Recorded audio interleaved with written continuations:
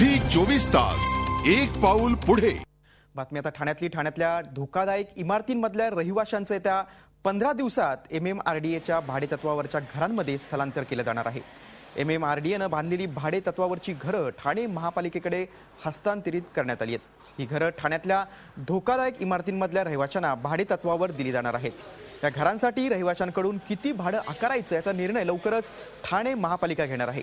ठाण्यात जवळपास 1086 धोकादायक इमारती आहेत, त्यात सुमारे 1 लाख रहिवासी राहतात। मुंब्रा इमारत दुर्घटनेनंतर ठाण्यातल्या धोकादायक इमारतीतल्या रहिवाशांचं स्थलांतर करण्याची घोषणा मुख्यमंत्र्यांनी केली होती। त्यानुसार या रहिवाशांचं स्थलांतर केलं जाणार आहे।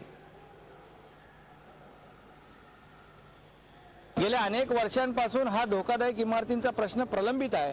आम्ही अनेक वेळा या सभागृहामध्ये सरकारचं लक्ष वेधलेलं आहे। जीव मुठीत घेऊन या ठिकाणी लोक राहत आहेत या धोकादायक आणि अनधिकृत इमारतीमध्ये। त्यामुळे निश्चितपणे या गोरगरीब जनतेची अशा प्रकारची थट्टा करणं चुकीचं आहे। मुख्यमंत्र्यांनी हे निर्णय घेऊन आमच्याकडे त्यांनी पत्रव्यवहार केलेलं आहे, पाठवलेलं आहे हे तुम्ही लवकरात लवकर हँडओव्हर करून घ्या आणि त्या पद्धतीने पत्र देखील आलेलं आहे। आणि आज त्यासाठी आम्ही जिल्हा प्रमुखाने मी महापौर म्हणून आम्ही इथे व्हिजिट करून घराची पाहणी देखील केली। झी 24 तास एक पाऊल पुढे।